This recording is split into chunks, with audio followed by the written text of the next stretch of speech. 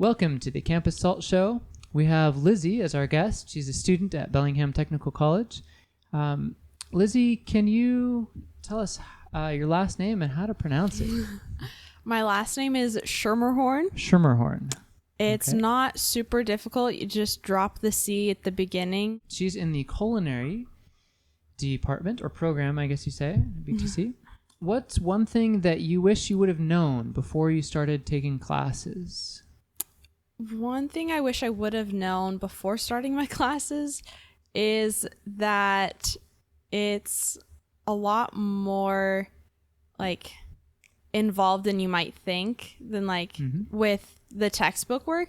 We're not just reading textbooks and doing stuff like that. It's we're actually having to apply them in our classes when we are in person. Have you made any mistakes since you've been at BTC? Not really. I mean, the closest thing to a mistake is I cut my fingernail using my knife. Okay. I've never cut my skin, but in the preparation for my classes, a mistake that I made was failing to check with the financial aid department that certain scholarships had been applied for the quarter. Okay. And so then it's the process of making sure they're applied for the next quarter. So recommendations to people who are considering going to BTC.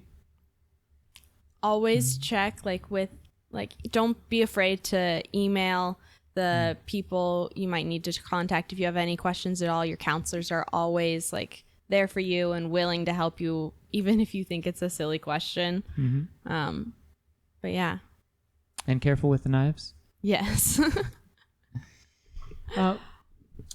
Now, if someone is thinking about doing a culinary career or thinking about transitioning from high school to BTC, do you have any advice for either of those situations? In either of the situations, I would say to just stick with your gut. If you're committed to going into that program, don't let people sway you from that, because some people don't consider BTC to be a 4-year college like it is. There are 4-year programs in it. And so they don't think that it's a viable option, that a lot of schools push going to 4-year universities. But BTC is 100% an option for that. I see. So I didn't realize you can get a bachelor's degree from Bellingham Tech. Yeah. In culinary? Not in culinary. Culinary only goes up to the associates, but they do have bachelors in business operations. Okay. So, any other misconceptions about BTC or culinary arts? Just because it's a tech school, it doesn't mean it's going to be the easy ride. Okay. Your classes are still going to be difficult. Yeah. And you're not just going to fly by with the breeze. Who are the 3 people who've been most influential for you? I would say that my parents, as a unit of one, would be one of them, just because, they're always giving the hard truth. Sometimes you just have to hear it, but also not delivering it in a way that, is this sucks, deal with it. Right. But also helping to get through it. And then I would say my godparents, just because they've had such an active role in my life. I call them my second set of parents. Yeah. Just because I'm super close with them and their kids.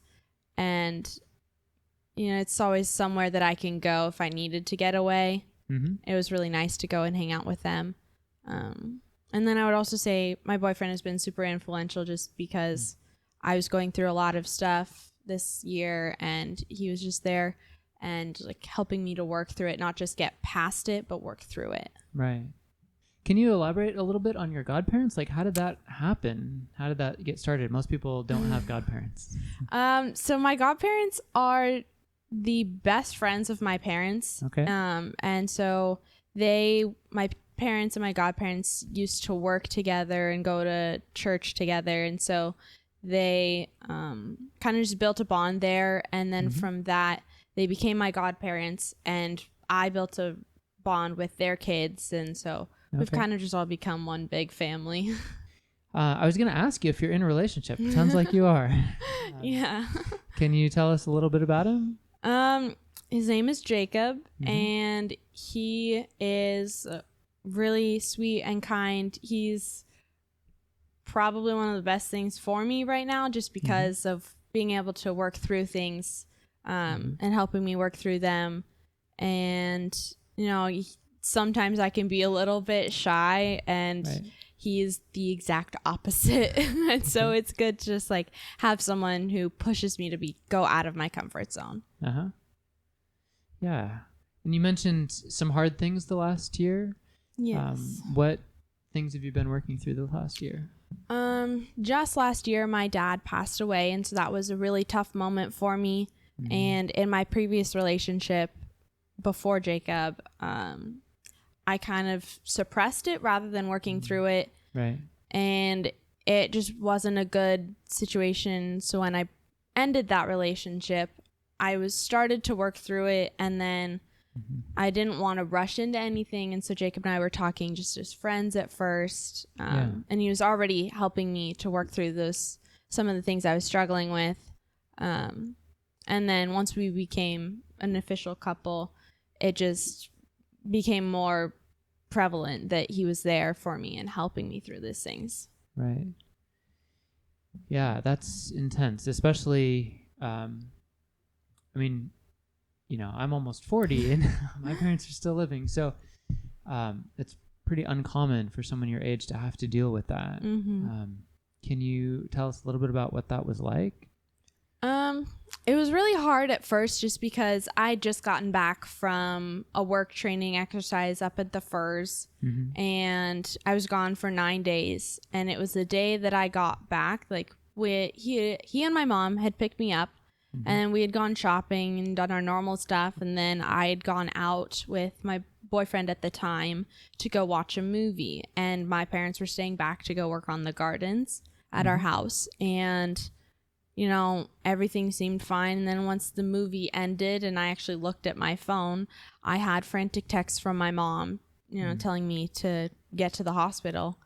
And it was shocking because I didn't know how to process it. It had happened within hours. Okay. Since then, in the months past, can you give an example of what like suppressing versus working through is or looks like? Part of what helps me to work through things is like, you know, you have to cry about things. Right. Like it's not necessarily a sign of weakness. It's a sign that you've been strong for too long. And so like that's part of my process is, you know, you have to cry about it, let those feelings out. But I wasn't letting myself do that. I was like, you know, I need to be done crying about this. I have to move on with my life. And so that was part of what I was doing to suppress it. And not really talking about it either. But when I went on a missions trip to Bolivia just a month later, like it really opened the doors because I shared my testimony while we were there. Right. And it was a really emotional night, not just for me, but for my interpreter. Right. Catching him off guard as a father himself. Can you tell us a little bit more about the mission trip, what you guys were doing? So we went there, and on the first day that we went to work, you know, it took us 36 hours to get there, which is crazy. But once we got there, you know, it started to sprinkle, and the pastor of the church we were going to help rebuild was freaking out, thinking we weren't going to be willing to help him build. And the missionary that we went through was like, they're from the Pacific Northwest. This is nothing. And then by the time we got there, it was sunshine. And we'd started to build the supporting walls around the existing church that had grown too small for their village. It was one of the farming villages around there. A lot of students are working a job while they're going to school. Some even full-time, some half-time. Are you working? Well, I was working last week for about a week. Okay. You know, I got hired at Rustlers / Rusty Wagon up in Linden, working in the kitchens, which was really nice being in the culinary program. Yeah. And then the new mandate came out and they shut down to-goes only and no longer needed me on staff. So I was laid off in a sense, but on the understanding that once things open up again, you know, that I would still have a job with them. Right. Yeah, that stinks. Can you tell me a little bit about your cooking history? Have you always loved cooking? Is it more baking or cooking proper, or where did your interests start with that? And is it a passion for you, something you do for fun? Mm-hmm. And is that going to get messed up doing it for work? Well, I've kind of always liked cooking and baking. Mm-hmm. My mom tells me stories about how I would make mud pies and let them bake as a kid in the sun. Yeah. And then like when I was around 7, I started making desserts for family gatherings and stuff like that. Mm-hmm. And so it really just kind of became one of the things that I really enjoyed doing, and I was passionate about it. And then when I took a class in my sophomore year, I took nutrition and wellness and then mm-hmm. intro into culinary arts. I found myself saying, I could do this for a career. Mm-hmm. And kind of basing it off the saying how you never work a day in your life if you enjoy what you're doing. Yeah, hopefully, knock on wood. And the schoolwork, I mean, you've had opportunity now to where you're not just cooking for fun, whatever you feel like. You have to cook what they're asking you to. Yeah. And so far, it's been enjoyable. Mm-hmm. Yeah. Is it strict, like in terms of how you do things, or do you have a lot of freedom to elaborate or try your own twist on things? For the most part, in the classes, we're following the recipes. Mm-hmm. Like just this last week, we did roasting a chicken, mm-hmm. and we were told we didn't have to brine the chicken, but mm-hmm. then if you didn't, you got docked points. So you kind of have to. I see. So it's not like a cooking show where everyone does something with their own spin. Yeah. It's more everyone's trying to follow the recipe. Yeah. Yeah. But at the end, what is it, your 7th quarter, when you get to work in the restaurant, is there more freedom there, or for your final? The last quarter where you're working in the restaurant, you're in a sense making your own menu and you're preparing it and stuff. Mm-hmm. And so there is a bit more freedom in that sense that, right. You're making the food you want to make, but it's for other people. So, yeah. Some stuff might have to be to their order. Mm-hmm.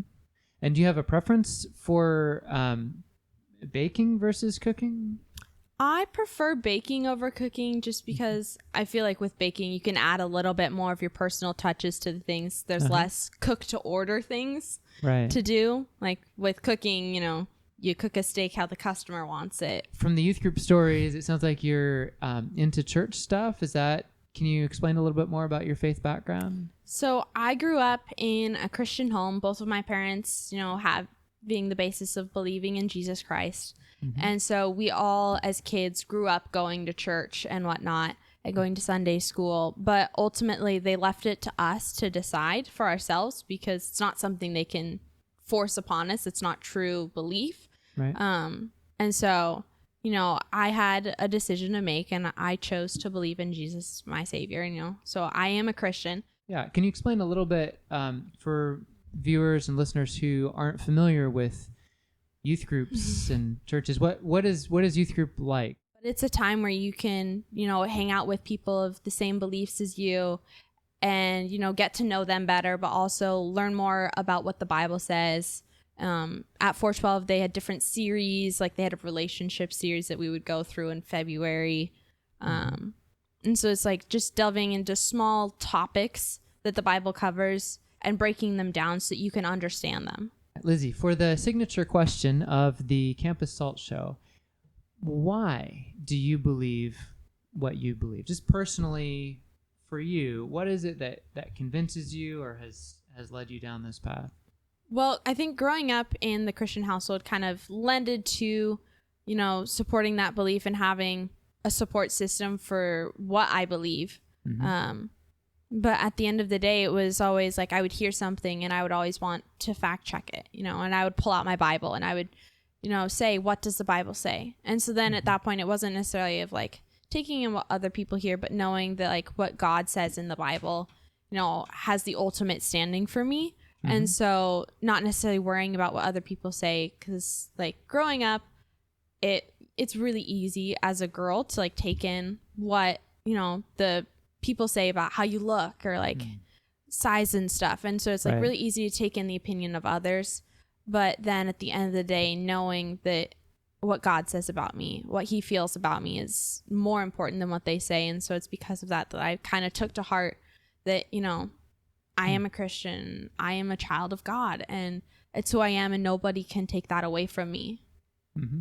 So Yeah, so it's rooted in your identity, basically. Yeah. And self-worth and value. Mm-hmm. All right. Well, thank you very much. It's been fun. Good to get to know you a little bit. Do you have anything else you wanted to share? not really. All right. Thanks. Yeah. Thank you.